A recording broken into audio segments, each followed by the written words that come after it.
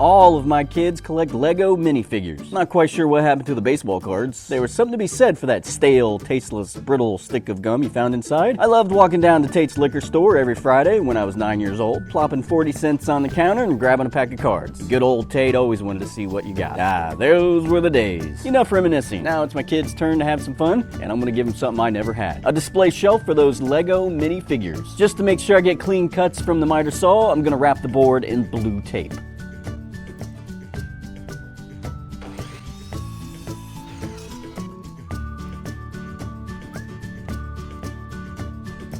That works out pretty well. Now I'll cut the rest of my pieces.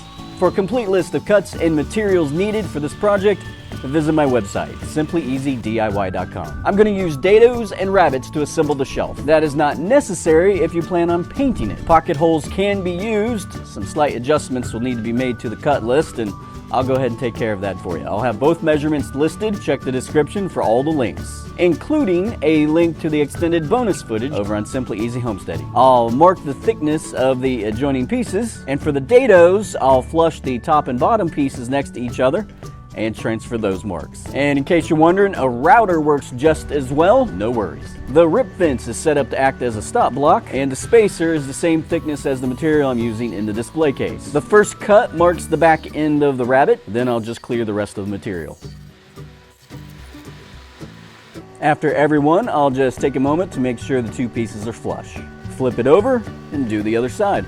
If you're using the pocket hole version, you can skip these steps altogether.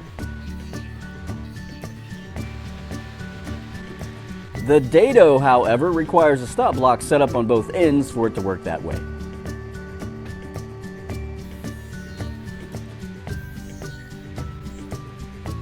Now these should fit snug, but not tight. I'll do the same for the two side pieces as well. To glue something like this up, I like to work from the inside out. Glue up the side shelves.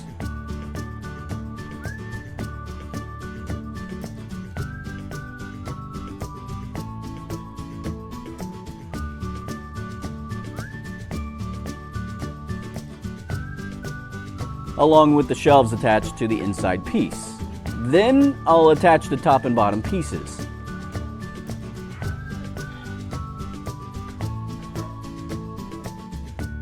Followed by the side assemblies.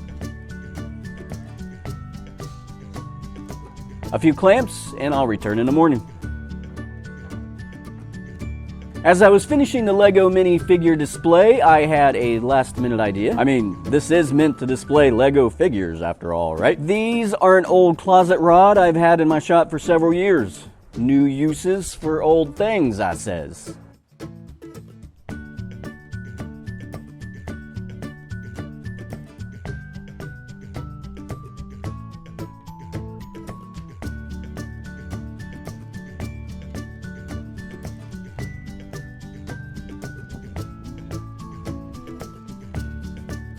One last thing.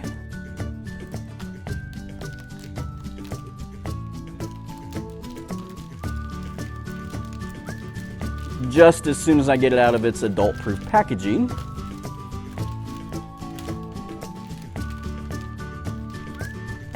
Now, surprisingly, these were easy to cut to whatever size I wanted. The trick is to use a new sharp blade, and all you have to do is score the top. Then, it snaps rather easily at the score line. And it leaves a pretty clean line as well.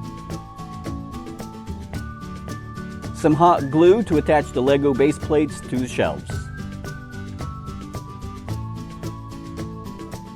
I thought the base plates were 12 by 12, but they actually turned out to be 10 by 10, so I just cut some smaller pieces to fit where needed.